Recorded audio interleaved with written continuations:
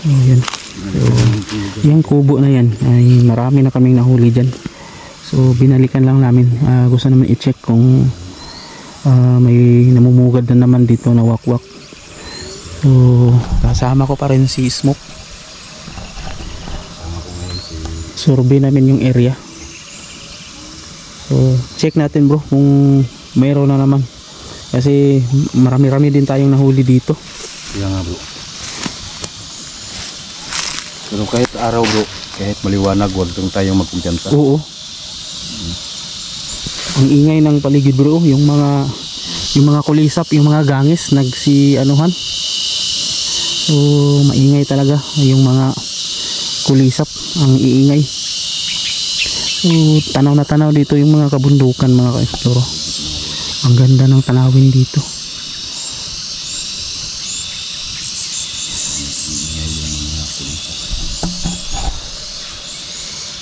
Tara bro, check natin bro. Okay lang tayo ngayong araw na to na walang mangyari sa atin. Kaya ano lang din tayo. So tara bro. Yung ikaw na mauna bro. So dahan-dahan lang bro ha, baka ang ingay talaga ng mga gangis bro. Dun sa ibabaw.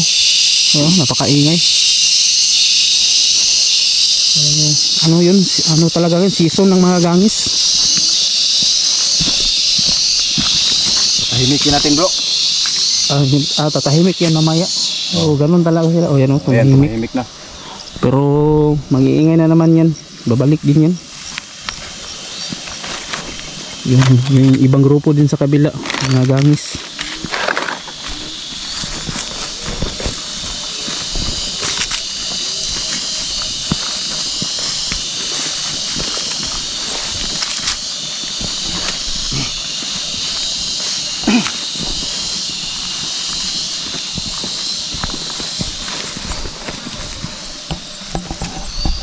Napakaganda talaga ng ano dito, tanawin.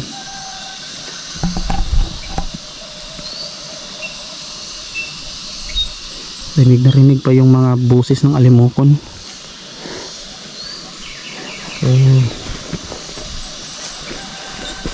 sayang naman tong lugar na to kung pamumugaran lang ng wakwak. Mas mabuti talaga mahuli yung mga wakwak para itong lupa na to ay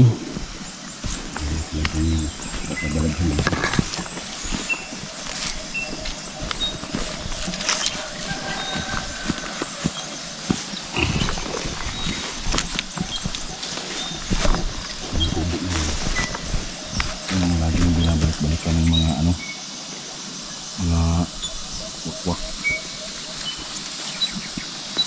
Kasi dito bro, kita mo yan bro. uy, ano yan? May kaparating.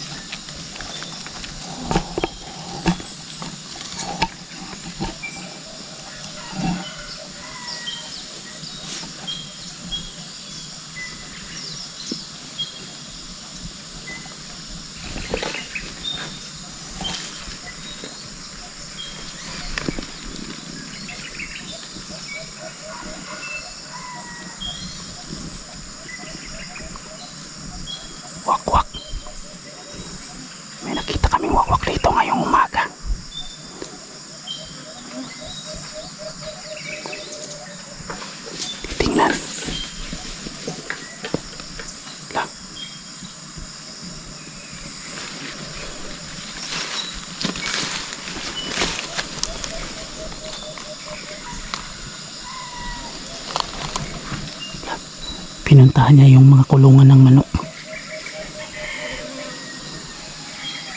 Binuksan niya yung pintuan. Parang naghahanap siya ng manok.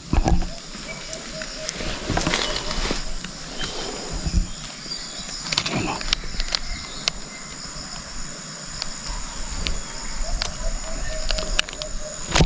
Naghahanap siya ng manok. Baka kakain siya ng manok. Ayun o. Tinitingnan niyang mabuti yung kulungan ng manok.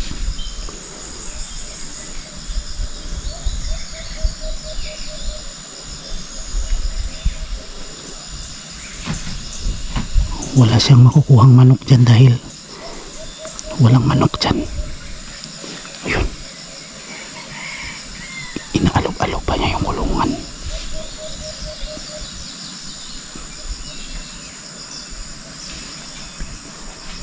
Baka gutom na tong wakwak na to.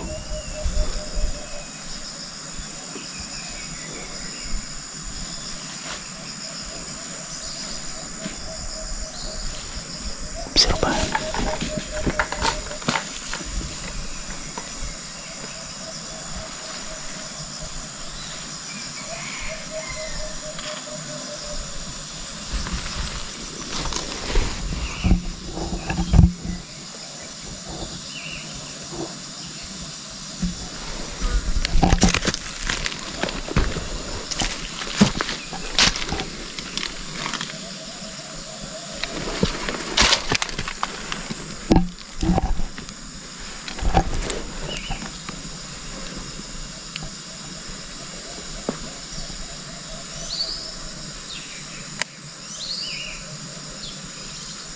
Tinatingnan niya yung loob ng bahay.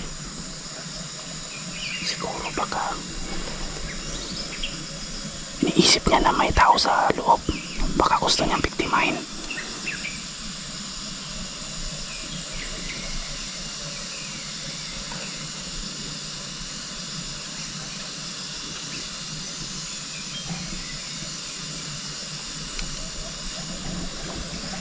Tinitingnan niya yung loob ng bahay.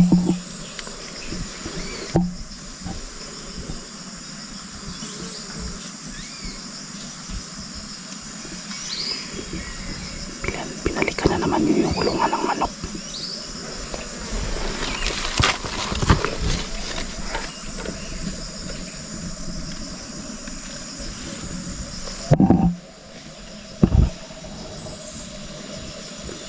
Nandun siya sa ilalim ng bahay. Oh. Sinisilip niya yung butas. Baka iniisip niya na may tao sa loob. Gusto niya sigurong biktimahin.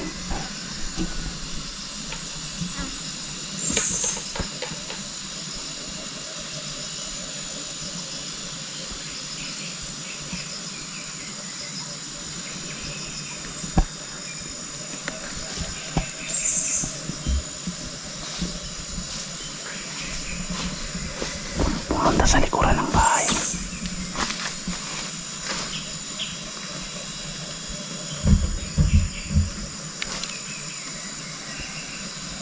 Ingat ka dyan bro, baka makita ka. Uy, parang gigibain niya yata yung pinto sa likuran na.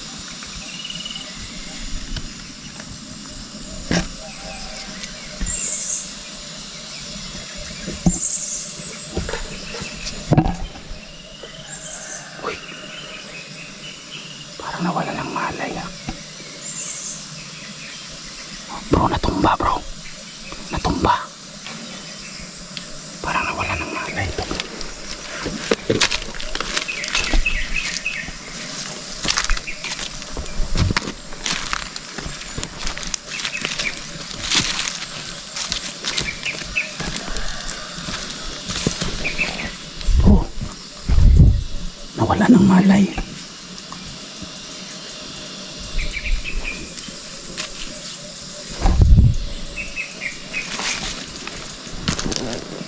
Bro, baka gutom na gutom to bro. Kaya nawala ng malay.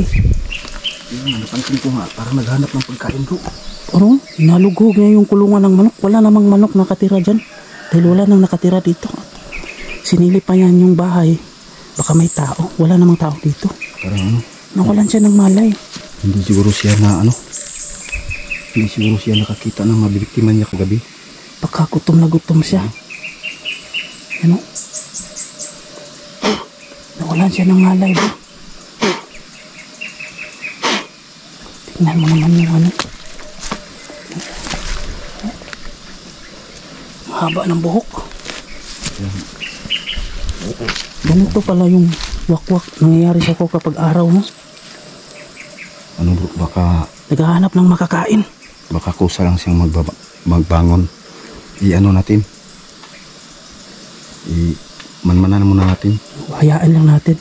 Kailangan natin malaman kung ano ba talaga yung ginagawa nila sa araw at gabi. Magtago muna tayo para hindi niya mapansin na andito tayo. Oo. Bibidyohan lang natin siya kung anong mangyayari sa kanya. Mga idol, no? Kasi curious oh. May motorsiklo bro. Dun sa kabilang bundok. Baka ano yan bro, baka mga magsasaka yan ba? Alam naman natin na may mga magsasaka talagang pumupunta dito. Sa likod ng bundok, may nadinig kaming busis na motor. Paano yun ginagawa nung paangat ang motor sa bundok? Oh, ayan bro.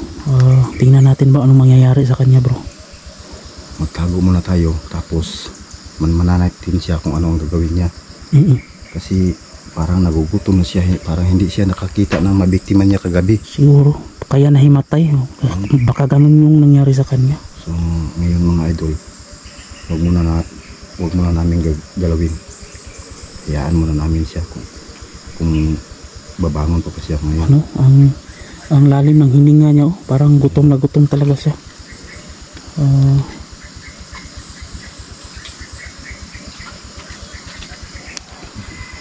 Pinagat pa si smoke ng langgam.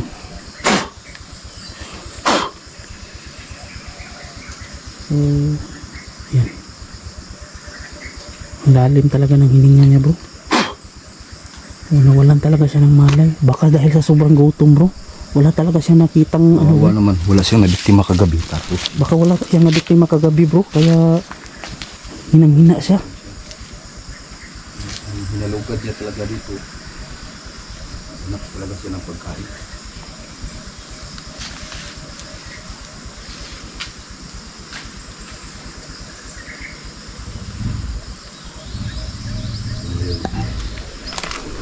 Obserbahan lang talaga natin bro anong mangyayari sa kanya.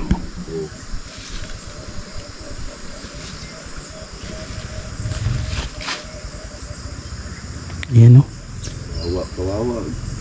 Kawawa talaga yung mga ganitong klaseng tao. Humihinga pero parang nakatulog na yata. Nawalan talaga siya ng malay bro.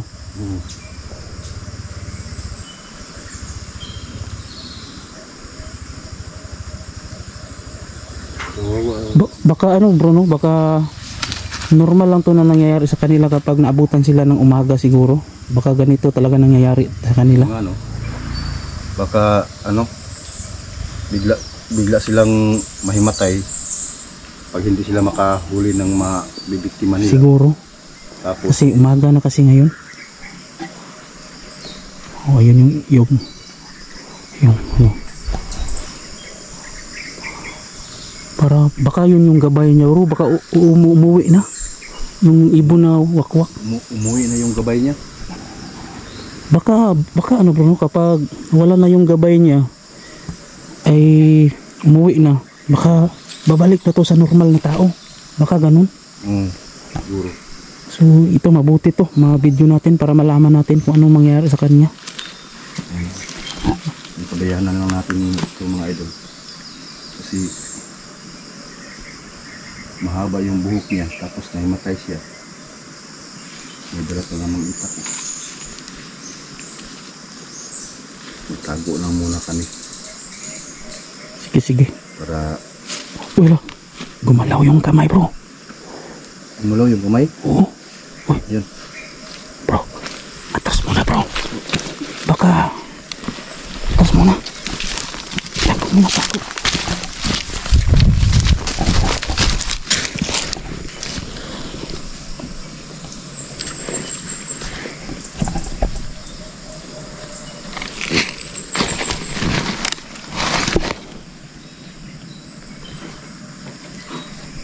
Yan. Gumising na siya. Ano kaya? Uy.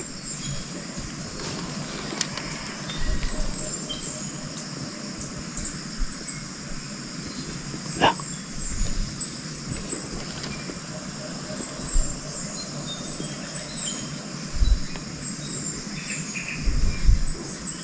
Gumising na siya. La. Tumitingin-tingin siya sa paligid.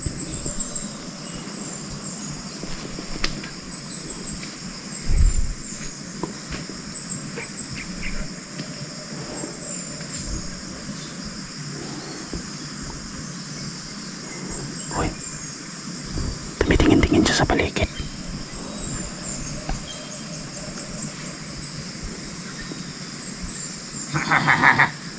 Nakakita. Na. Sabi niya wala daw nakakita. Hindi niya alam nakita namin siya.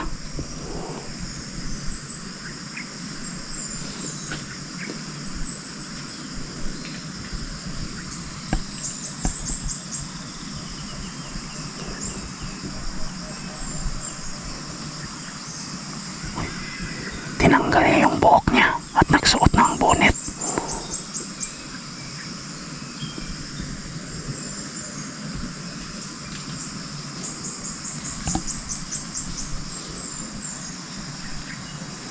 Pumunta dun sa likuran ng bahay, parang meron siyang hinahanap.